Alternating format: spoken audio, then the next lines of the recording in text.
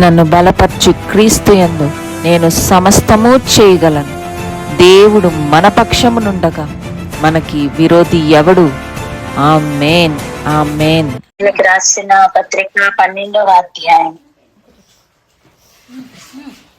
మొదటి కొరింథీయులకు రాసిన పత్రిక 12వ అధ్యాయం 4వ వచనం నుండి 7వ వచనం వరకు చదువుదాం. 7వ వచనం వరకు. 12వ అధ్యాయము మొదటి కొరింథీయులకు రాసిన పత్రిక 12వ అధ్యాయము 4వ వచనం నుండి 4 నుంచి అండి 4 నుంచి 7 వరకు అండి. కృపావరములు నానా విధములుగా ఉన్నవి గాని ఆత్మ ఒక్కడే, మరియు పరిచర్యలు నానా విధములుగా ఉన్నవి గాని ప్రభువు ఒక్కడే. నానా విధములైన కార్యములు కలవు గాని అందరిలోనూ అన్నిటినీ జరిగించు దేవుడు ఒక్కడే. అయినను అందరి ప్రయోజనము కొరకు ప్రతి వానికి ఆత్మ ప్రత్యక్షత అనుగ్రహింపబడుచున్నది. ఆమేన్, హల్లెలూయా. మొట్టమొదటిగా ఈ 3 మాటల్ని మనం అర్థం చేసుకుందాం. అవేంటి అంటే, కృపావరములు నానా విధములుగా ఉన్నాయి, పరిచర్యలు నానా విధములుగా ఉన్నాయి, అదే విధంగా నానా విధమైన కార్యములు కూడా ఉన్నాయి. దేవుడు ఒక్కొక్కరిని ఒక్కొక్క కార్యం కొరకు రెడీ చేస్తున్నారు.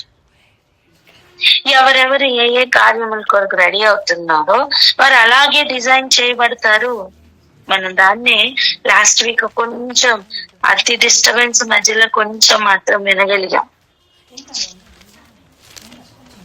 దాన్ని కొంచెం డీటెయిల్ గా ఈరోజు చూద్దాం.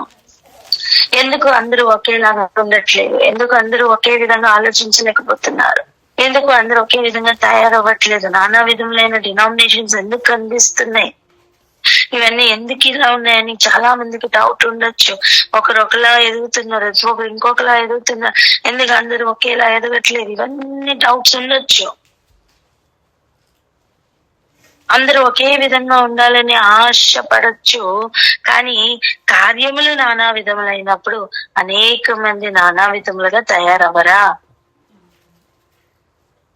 అవ్వాలి, అవుతారు. చూడండి, ఇంటిలో అన్ని వస్తువులు ఒకేలా ఉంటాయా? ఉండవు. కుటుంబంలో ఉన్న వారి కొరకు అన్ని వస్తువులు పనిచేయడం కొరకు నానా విధములైన కార్యములు కంప్లీట్ చేయడానికి నానా విధములైన వస్తువులు ఎలా ఉంటాయో, ఒక చిన్న స్పూన్ తీసుకోండి, గరిటెని తీసుకోండి, ఎన్ని విధాలైన గరిటెలు ఉంటాయి, అవునా? పట్టుకోవడానికి కాడ ఒకలాగే ఉన్నా వాడబడడానికి ఆ ఎడ్జ్కి వచ్చేసరికి ఒక్కొక్క దానికి ఒక్కొక్క షేప్ ఉండట్లేదా? ఉంటున్నాయా లేదా? సైజెస్ ఉంటున్నాయా లేదా? ఎగ్జాక్ట్ గా అలాగనే మందిరంలో ఉపకరణాలు ఎలా అయితే ఒక్కొక్కటి ఒక్కొక్క పని కొరకు ఉన్నాయో, ఒక్కొక్కటి ఒక్కొక్క విధంగా తయారు చేయబడ్డాయో, అలాగనే మనుషులు కూడా ఆయన కార్యాలు కంప్లీట్ చేయడం కోసం ఒక్కొక్కరు ఒక్కొక్కలాగా డిజైన్ చేయబడ్డారు. సో ఫస్ట్ మనం నేర్చుకోవాల్సింది, ఆయన సన్నిధిలో ప్రతి ఒక్కరిని కూడా రెస్పెక్ట్ ఇవ్వడం నేర్చుకోవాలి. అందరూ నాలాగే ఉండాలి, అందరూ లేదా వాళ్ళలాగా ఉండాలి అనుకుంటే అందరూ ఒక పని కొరకే లేరు కదా. నానా విధములైన కార్యములు కలవు అని చెప్పినప్పుడు ఆ నానా విధములైన కార్యముల కొరకు నానా విధములైన ప్రజలు కూడా తయారు చేయబడతారా లేదా? అందరినీ ఒకే దగ్గర చేరుస్తున్న ప్రభు అందరినీ ఒకే పని కొరకు నియమించలేదు. అందరూ పరిశుద్ధతలోనికి రావాల్సిందే, అందరూ విశ్వాసం చూపించవలసిందే, అందరూ ఆత్మ సంబంధమైన ఒకే పానీయం తీసుకుంటున్నా అందరూ పొందుతున్న బలం మాత్రం ఒక్కొక్క పని కొరకు వినియోగింపబడుతుంది. కార్య సాధకుడు ప్రభువే. ఎంతమందికి అర్థమవుతుంది? ఆయన ఆస్పెక్ట్ నుంచి ఆయన ఒక్కరిగా కానీ మన ఆస్పెక్ట్ నుంచి అనేక కార్యములుగా దేవుడు కదిలేటట్టు ఒక్కొక్కరిని ఒక్కొక్క పని కొరకు నియమించారు. రాగి ఈ మాటను అర్థం చేసుకోవడానికి ప్రార్థన చేసుకుందాం. అవును తండ్రి, మీ సన్నిధిలో అనేక కార్యములు ఉన్నాయని నోటితో ఒప్పుకుందాం. అనేక మందిని నువ్వు తయారు చేస్తున్నది ఒక్కొక్క పని కొరకు అని నమ్ముదాం, అర్థం చేసుకోవడానికి ప్రయత్నం చేద్దాం. ఎప్పుడైతే ఈ ప్రార్థన హృదయపూర్వకంగా చేస్తావో నీ లోపల ఇంతవరకు ఉన్న డిఫరెన్సెస్ అన్ని తొలగిపోతాయి. ఆమేన్, ఆమేన్ అని చెప్తాం. ప్రార్థన అందుకోండి. ప్రతి ఒక్కరిలోనూ కూడా ఈ యాటిట్యూడ్ ఎంటర్ అవ్వాలి. ఏంటది?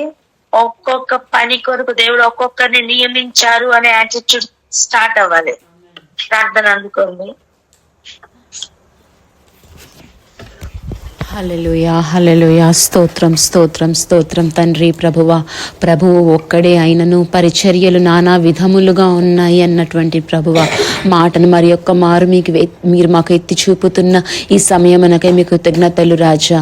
అవును తండ్రి, అయ్యా నానా విధములైనటువంటి పనుల కొరకు నానా విధములైనటువంటి వారిని మీరు నియమించుకున్నారు తండ్రి.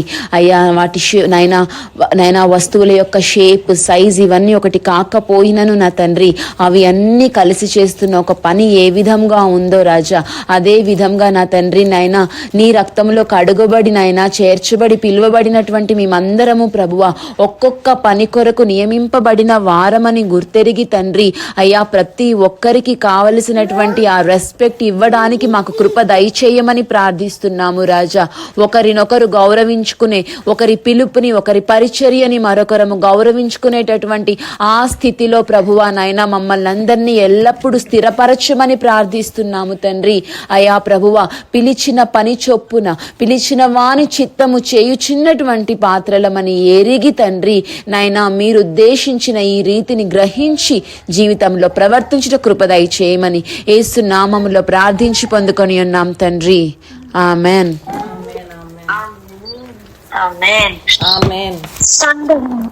సంఘంలో అనేక కార్యములు ఉన్నాయి. చెప్పమంట సంఘంలో అనేక కార్యములు ఉన్నాయని. సంఘంలో అనేక కార్యములు ఉన్నాయి. ఈ అనేక కార్యముల కొరకు అనేక మందిని ప్రభు నియమించారు.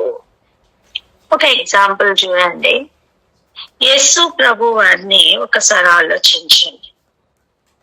ప్రధాన యాజకుడు ఎవరు? ఆయనే. గొర్రెపిల్ల ఎవరు? ఆయనే. ఇప్పుడు ఆయనే గొర్రెపిల్లగా, ఆయనే వధింపబడి, అంటే ప్రధాన యాజకుడే వధించిన రీతిగా వధింపబడి, ఇప్పుడు ఆయనే మళ్ళా మందిరం లోపలికి ఆయన రక్తంను పట్టుకుని వెళ్ళినట్టుగా ఆయన రక్తంను పట్టుకుని పరిశుద్ధ స్థలానికి వెళ్ళారు. అది కూడా ఎవరు సమీపించలేని ఒక పరిశుద్ధ స్థలంలోనికి, మనుషులు రక్త మాంసములతో ఎంటర్ కాలేని ఆ పరిశుద్ధ స్థలంలోనికి ఆయనే తన రక్తం పట్టుకొని వెళ్ళారు. ఇప్పుడు ఇది ఎలా సాధ్యమైంది? అన్నిట్లోని కార్యం చేసింది ఎవరు? ఆయనే. అన్ని ఏరియాల్లో కార్యం చేసింది ఎవరండి? ఆయనే. ప్రజలకి రక్షకుడుగా నిలబడింది ఎవరు? ఆయనే. వాళ్ళ కోసం చనిపోయింది ఎవరు? ఆయనే. వాళ్ళ కోసం ప్రధాన యాజకుడుగా వచ్చింది ఎవరు? ఆయనే. మెల్కీసెదెకు క్రమం చొప్పున వచ్చింది ఎవరు? ఆయనే. మరి గొర్రె పిల్లగా చనిపోయింది ఎవరు? ఆయనే. మరి ఆయన మిషన్ కంప్లీట్ అయిందా అంటే లేదు. 2000 సంవత్సరాల క్రితం ఆయన చనిపోయి తండ్రి కుడిపార్శ్వంలో వెయిటింగ్ లో ఉన్నారు కదా. మరి స్క్రోల్స్ కనిపిస్తున్నప్పుడు దానిని విప్పడానికి, ఆ 7 ముద్రలు విప్పడానికి ఎవరు లేకపోతే వధింపబడిన గొర్రె పిల్లగా మళ్ళా విప్పడానికి వచ్చింది ఎవరు? ఆయనే. దానికి విప్పడానికి అర్హత పొందింది ఎవరు? ఆయనే. నేనేం చెప్తున్నానంటే ఒక్కొక్క కార్యం కొరకు ఆయన ఎలా సిద్ధపడ్డారో సంఘమును కూడా ఒక్కొక్క కార్యము కొరకు ఒక్కొక్క క్రియ జరిగించడానికి ఆయన సిద్ధపరుస్తున్నారు. ఆమేన్. ఇప్పుడు ఇంకొక గొడవ అక్కర్లేదు, కానీ నేనే మార్గం అని చెప్పిన యేసయ్య మార్గంలో వెళ్ళగలిగితే చాలు.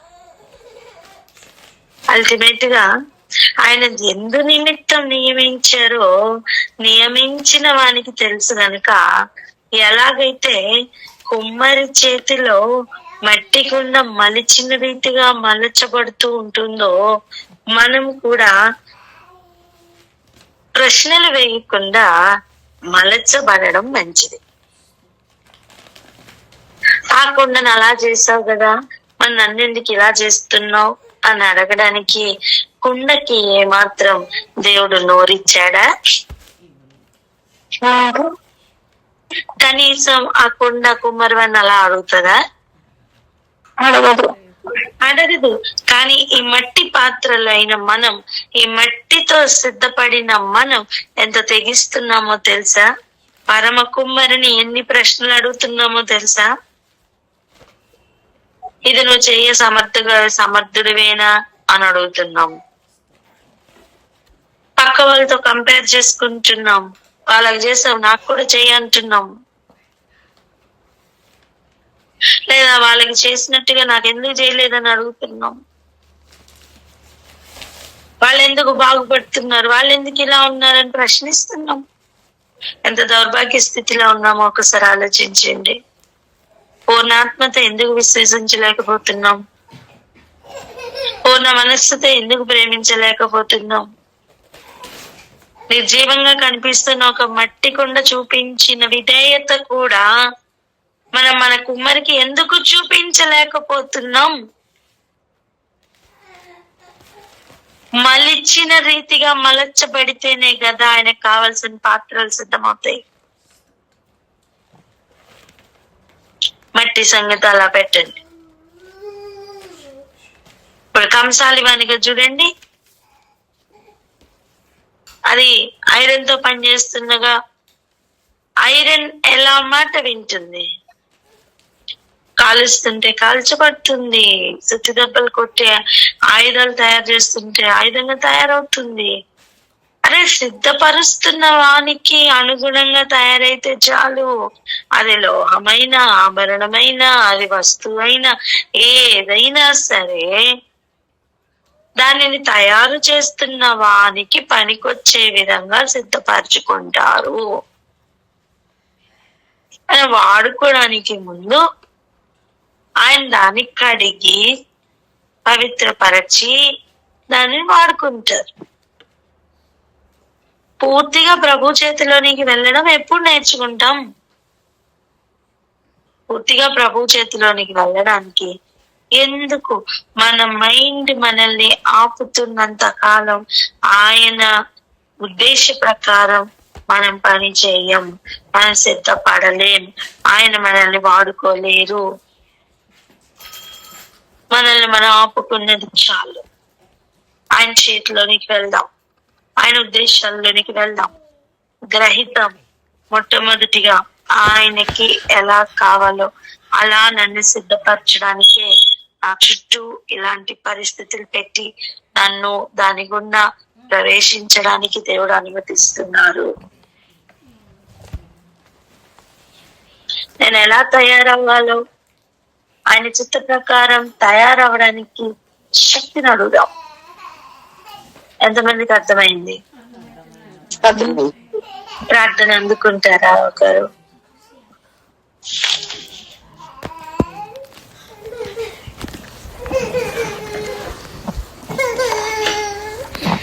హల్లెలూయా. పరిశుద్ధ మహారాజా నీకే లెక్కలేని వందనాలు స్తుతులు స్తోత్రాలు ప్రభా. నాయన యేసయ్య మొదటి జమ్మి సన్నిధికి వచ్చి ప్రార్థించడానికి మాకు ఇచ్చిన కృపకై వందనాలు. అవును నా తండ్రి యేసయ్య, కృప కలిగిన మా రాజా తండ్రి యేసయ్య, మేము నా తండ్రి యేసయ్య మీ చేతిలోకి కంప్లీట్గా నాయన యేసయ్య మౌల్డ్ అవ్వడానికి సమర్పించుకోవడానికి మాకు కృపనివ్వండి. కుమ్మరివాని వద్దకు వచ్చి కుమ్మరివాను చూపిస్తున్న రూపంలోనికి నాయన రూపింపబడలేని స్థితిలో మమ్మల్ని ఆపుతున్న ప్రతి దాన్ని మీరు తొలగించండి అయ్యా. కడిగి వేయండి అయ్యా, కాల్చి వేయండి అయ్యా, విరిచి వేయండి ప్రభా. ఇంతకాలము నా తండ్రి యేసయ్య మేము ఏ విధంగా ఉన్నామో నా తండ్రి యేసయ్య, ఇప్పుడు మాత్రం నా తండ్రి యేసయ్య మేము నా తండ్రి ఆటంకపరుస్తున్న ప్రతిదాన్ని విడిచిపెట్టి కంప్లీట్గా నా తండ్రి యేసయ్య నాయన మీ చేతుల్లోకి ఇమిడిపోవడానికి కృపనివ్వండి నాయన. నాయన యేసయ్య గ్రహింపలేని స్థితి మమ్మల్ని ఆపివేస్తుందా? ఒక శరీరాశ, నేత్రాశ, జీవపు డంబం ప్రభా నాయన యేసయ్య, మాలో ఉన్న లేజినెస్ ప్రభా, అది ఏదైనా కూడా దాన్ని మీరు కడిగి వేయండి అయ్యా. మీ స్వరూపంలోకి మేము అలచబడుటకు మీరే కృపనిమ్మని, శత్రువైర్యం అంతటిని లయపరిచి కృప చూపించమని యేసు నామమున ప్రార్థిస్తున్నాం తండ్రి, ఆమేన్.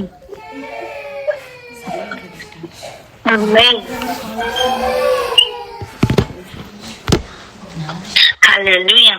ఇప్పుడు ఆలోచన చేద్దాం. కృపావరములు నానా విధములుగా ఉన్నవి కానీ ఆత్మ ఒక్కడే. పరిచర్యలు నానా విధములుగా ఉన్నాయి కానీ ప్రభు ఒక్కడే. ఒక్కడై ఉండి అనేక కార్యములు చేస్తున్న ప్రభువు. ఇలా నోటితో చెప్తాం, ఒక్కడై ఉండి అనేక కార్యములు చేస్తున్న ప్రభు. ఒక్కడై ఉండి అనేక కార్యములు చేస్తున్న ప్రభు. ఆమేన్. మనం చూడండి, మన ఇంటిలో మనం ఉన్నప్పుడు మనం ఒక్కరిగానే ఉంటాము కానీ అనేక కార్యాలు చేస్తూ ఉంటాం. ఎన్ని పనులు ఉన్నాయో అన్నిట్లోనూ మనం ఆ మనస్సుతో, ఆ సిద్ధపాటుతో ఆ పనిలో నుంచి ఉంటాం. పలానా డ్యూటీకి వెళ్ళాలి, అప్పుడు నువ్వు ఆ యూనిఫామ్ వేసుకొని ఆ డ్యూటీలోకి వెళ్ళట్లేదా? వెళ్తావు.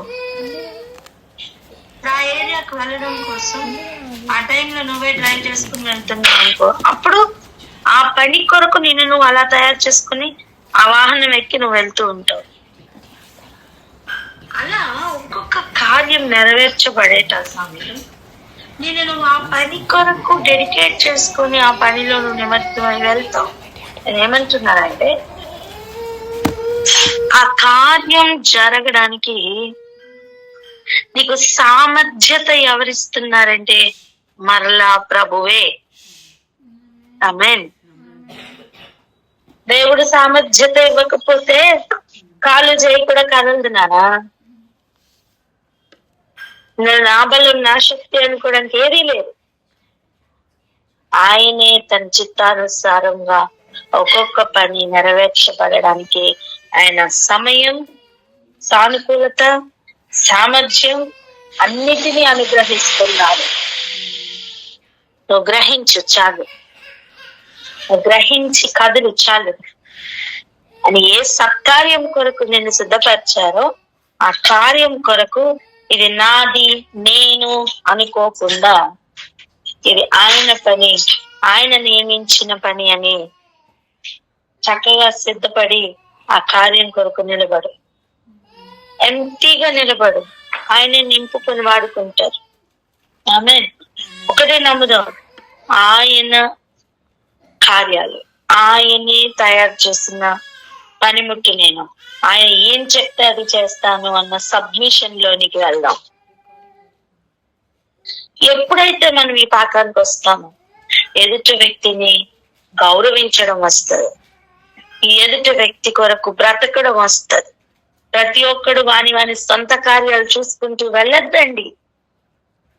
సంఘంలో ఉన్న ప్రతి ఒక్కరి గురించి ఆలోచన చేయాలి. కీడు చేసిన కాలం చాలు, మేలు చేయుటకు ఆలోచిద్దాం. చెప్దామా మాట? కీడు చేసిన కాలం ఇక చాలు, మేలు చేయుట. కీడు చేసిన చాలు కాదు, మేలు చేయ. ఆమేన్. ఒక మాట అంటే ఎదుటి వ్యక్తి హర్ట్ అవుతారా? అయితే అనకున్నాను. నీకు తెలుసా, ఆ ప్రతి మాట లెక్కలోనికి దేవుడు తీసుకుంటున్నాడని? ఒక చూపు ఎదుటి వ్యక్తిని బాధ పెడుతుందా? ఆ చూపుని కూడా దేవుడు లెక్కలోనికి తీసుకుంటారమ్మా.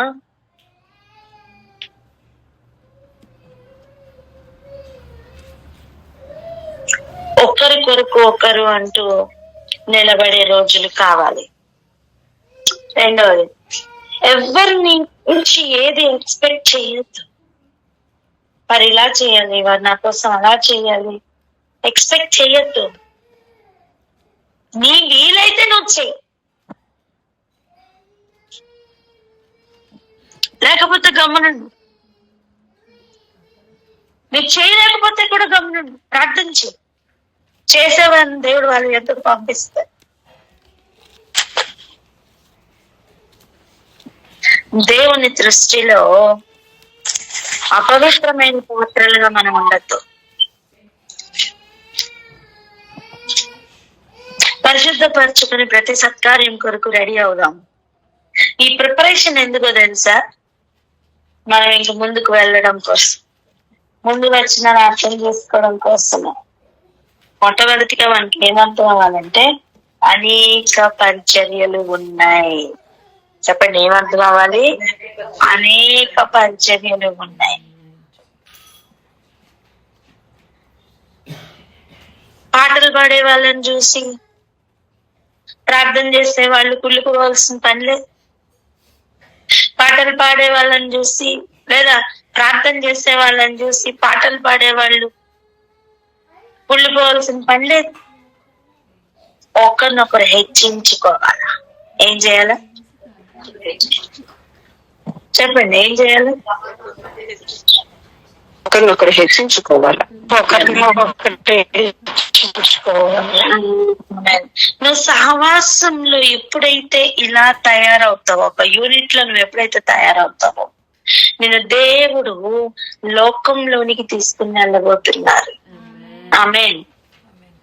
దేనికి తెలుసా? ఆయనకు సాక్షిగా నిలబెట్టడానికి. నానా, నీ సహవాసం ఏదైతే ఉందో, నీ సంఘం ఏదైతే ఉందో, నీ కుటుంబం ఏదైతే ఉందో, అది నువ్వు సిద్ధపడే స్థలం. అదేంటి? నువ్వు సిద్ధపడే స్థలం. చెప్పండి, నేను సిద్ధపడే స్థలం అని. నేను సిద్ధపడే స్థలం. దేవుడు నిన్ను బయటికి తీసుకుని వెళ్ళే సమయం, ఆయన నిన్ను వాడుకునే సమయం. అర్థమవుతుందా? ఒక్కరి యాటిట్యూడ్ ఎలా ఉండాలి అంటే, ప్రతి ఒక్కరు సిద్ధపడాలి అనే ఆలోచన కావాలి. అమ్మా, వ్యక్తిగతంగా ప్రతి ఒక్కళ్ళు కూడా ప్రభు వచ్చే దినం వరకే కదా తయారవ్వాలి. ఈ లోకం శాశ్వతం అన్నట్టు ఇక్కడ నామం కోసం లేకపోతే ఇక్కడ పేరు ప్రఖ్యాతుల కోసం ఎందుకు తయారవ్వాలి? ప్రతి ఒక్కరూ సిద్ధపడుతున్నప్పుడు, జీతం అక్కడ దొరుకుతుంది అన్నప్పుడు, జీతం ఆయన ఇస్తారన్నప్పుడు ఎదురు చూపు ఆయన మీద కదా ఉండాలి. పక్కవానితో ఏమి సంబంధం? చేతనైతే సాయం చేయి, అంతేగాని హానికరంగా మాత్రం ఉండకు. దేవుడు లెక్క చూసే సమయం వచ్చినప్పుడు తట్టుకోలేము. నానా విధములైన పరిచర్యలు ఉన్నాయి.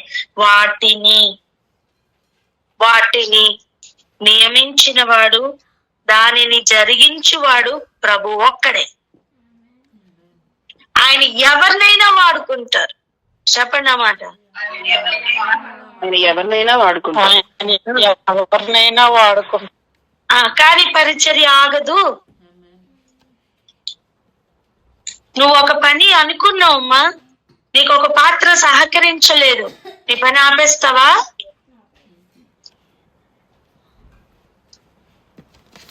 నీ పని ఆపేస్తావా? ఇంకొక పాత్రతో ఆ పని కంప్లీట్ చెయ్యవా? మనకే అది సాధ్యమైనప్పుడు మరి దేవుడు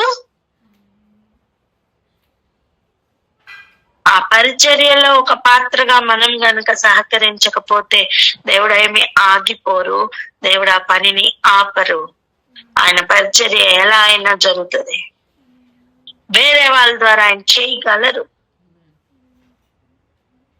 ఆయన పిలిస్తే పరిగెట్టుకుని వచ్చి ఈనాటి వరకు నిలిచి ఉన్న వెలుగు, శూన్యంలో నిన్ను ఆయన ఏమైనా చేయగలిగిన వాడు. నీకోసం నా కోసం ఎదురు చూస్తూ ఉండాలా? ఆయన మాట వింటున్న సృష్టిని చూసి నేర్చుకుందాం మాట వినడం అంటే ఎలా ఉండాలో.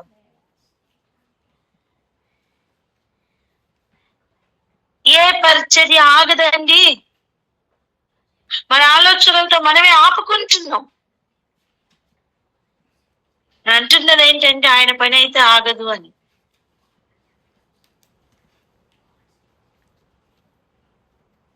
నానా విధములైన కార్యములు కలవు, కానీ అందరిలోనూ అన్నిటినీ జరిగించు దేవుడు ఒక్కడే. విషయానికి వద్దాం. ఇప్పుడు ఒక్కొక్క పరిచర్యలో ఉన్న వాళ్ళని దూషిస్తున్నాం అనుకోండి. మనం దూషిస్తున్నది ఎవరినో తెలుసా? అది చేసిన వాడిని. ఒక ఎగ్జాంపుల్ వినండి. ఈరోజు మన ఇంటిలో ఏ కూర అయితే ఉందో ఆ కూరని తిడుతున్నాం అనుకోండి. ఆ కూరని తిడుతున్నాం అనుకోండి. కూరలో ఉప్పు తక్కువైంది, కూరలో కారం తక్కువైంది, అది ఇది అంటే మనం తిడుతున్నది ఆ కూరనా, ఆ కూర చేసిన వాడినా? చెప్పండి, నోరిప్పి చెప్పండి, మ్యూట్ తీసి చెప్పండి. కూర చేసిన వాడిని. అవునా? అయితే నువ్వు ఒక్కొక్క పరిచర్య గురించి దూషిస్తున్న సమయం దానిని చేస్తున్న వానిని, అంటే నన్ను నియమించిన వానికి ఆ మాటలు వెళ్తున్నాయి.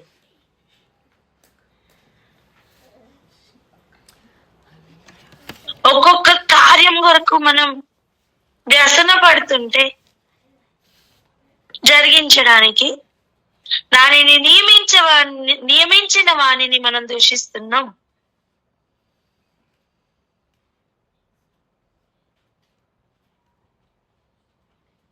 ఎలాగైతే అవయవములలో ఒకదానికి ఒంట్లో బాగోకపోతే మిగిలిన శరీరం మొత్తం ఆ అవయవం బాగుపడాలని ప్రయాసపడుతుందో, అలా సంఘంలో ఒకరి కొరకు ఒకరు ప్రయాసపడాలి. ఎందుకంటే కార్యములు జరిగించేవాడు ఆయన, నియమించినవాడు ఆయన, జరిగించువాడు ఆయన, ముగించువాడు ఆయన. మహిమ ప్రభావంలో అన్ని ఆయనకే.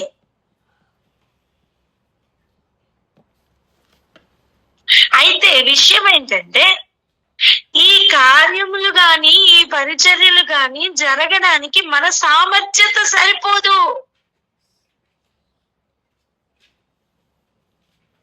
ఒక గరిటె ఉందండి, ఆ గరిటి మన చేతిలోనికి వచ్చి మన బలం వినియోగించకుండా ఆ గరిటి వెళ్ళి పని చెయ్యలేదు.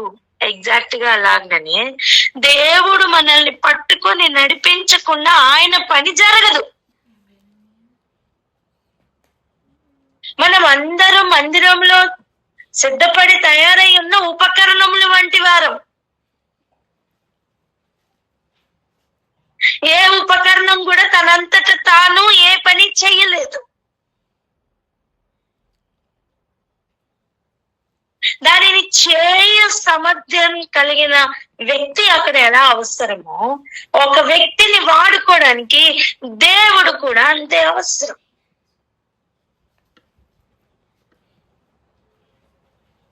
మనంతటా మనం ఏది చేయలేము కనుక ఆయన ఆ పని జరిగించడం కోసం, సామర్థ్యతను ఇవ్వడం కోసం ఆయన నానా విధములైన కృపావరములు ఇస్తున్నారు.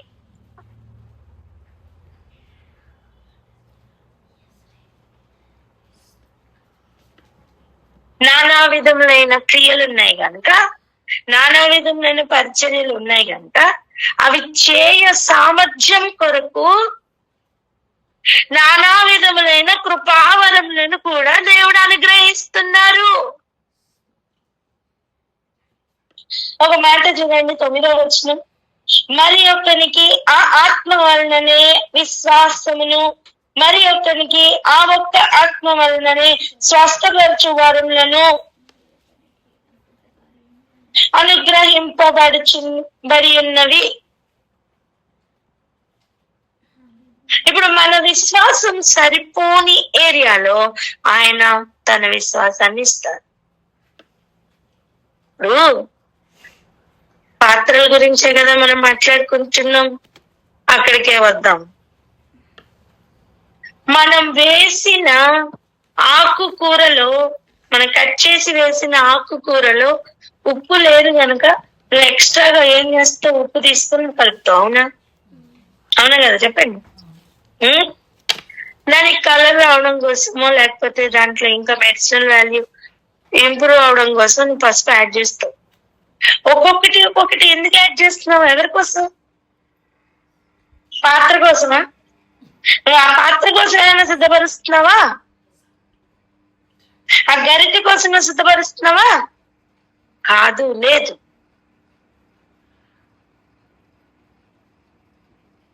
అలాగనే మనకి సరిపోని విశ్వాసాన్ని, అంటే మనకి లేని విశ్వాసాన్ని, మనకి కలిగి ఉన్న విశ్వాసం సరిపోదు కనుక ఆయన కృపావరంలో కూడా విశ్వాసాన్ని యాడ్ చేసి మనలో పోస్తున్నారు, మనలో నింపుతున్నారు. దేనికి? ఆయన కార్యం జరగడానికి, ఆయన పరిచర్య జరగడానికి.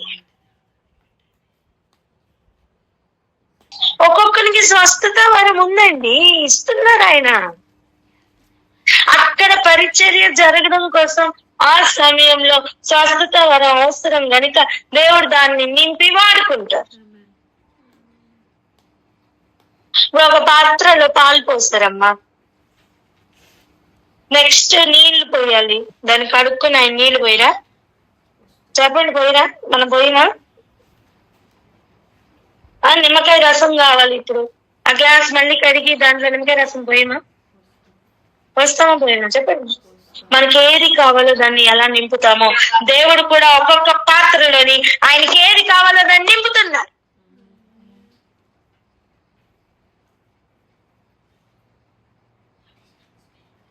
దీనిలో పాత్రలు కొట్టుకోవడానికి ఏం లేదు.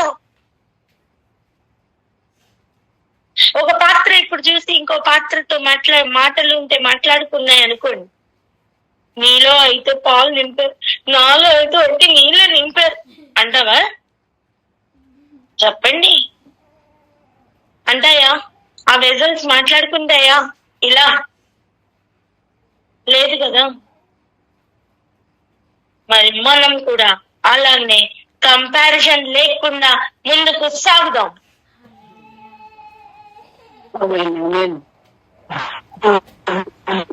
ప్రతి ఒక్కరు కూడా మ్యూట్ వేసి ఆమేనని చెప్తాం.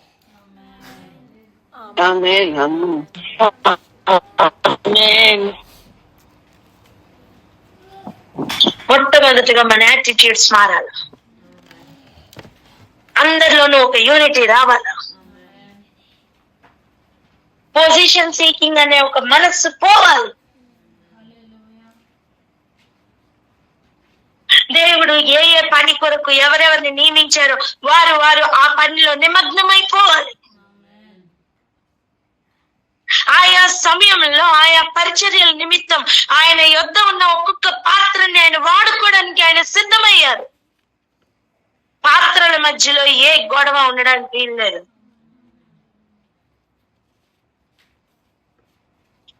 ఈరోజు ఈ గ్రహింపును తెచ్చుకొని సిద్ధపడదాం, తయారవుదాం. ఆయన నానా విధములైన కృపావరములు, నానా విధములైన పరిచర్యలు ముందుకు వెళ్ళడం కోసం, ఆయన నానా విధములైన కార్యములు ఉన్నాయి గనుక దానిని జరిగించు ఆ ఒక్కడే ఒక్కొక్కరిలోనూ ఒక్కొక్క కృపావరం నింపుతున్నా. నీకు అది లేదని ఎవరైనా కించపరుస్తున్నారో అది వారి కర్మ. వారు సంఘంలో ఒకటిగా లేరని అర్థం, వాళ్ళు సిద్ధపడి లేరని అర్థం. మరలా వాళ్ళు సింక్ కిందకి వెళ్ళాలి కడగబడ్డానికి. అర్థమైనా? పాత్ర వంకరగా ఉండి అంచులు కోసుకుంటున్నాయి అనుకోండి, నువ్వు ఆ పాత్రను వాడతావా? అది హానికరం కనుక ఏం చేస్తావు? దాని పక్కకన్నా పెడతావు లేదా దాన్ని సెట్ చేస్తావు. అవునా? దేవుడు కూడా అంతే, సెట్ చేయడానికి కొంత సమయం ఇస్తారు. సెట్ అవ్వట్లేదా నువ్వు, పక్కకు పెడతారు.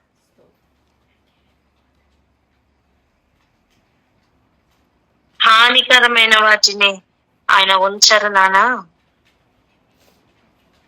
అరే, ఫలించే తీగలే మరీ ఎక్కువగా ఫలించాలని పనికిరాని తీగల్ని కట్ చేస్తున్న వ్యవసాయకుడు మన వ్యవసాయకుడు. నువ్వు ఇంకొకరికి హానికరంగా ఉంటున్నావా? పరిచర్యలో నీ వలన హాని జరుగుతుందా? దేవుడు పక్కకి తీసి పెడతాడు నానా.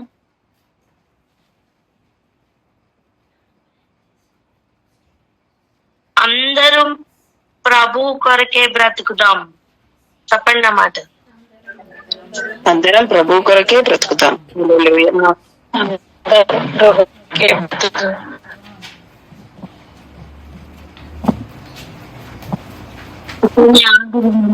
ఈరోజు ప్రార్థన చేసుకున్నాం.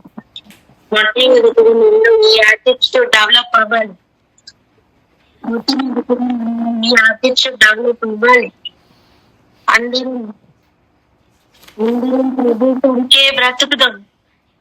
సిద్ధపడదాం. ప్రార్థన చేసుకున్నాం. మొట్టమొదటి అందరం కూడా సిద్ధపడదాం.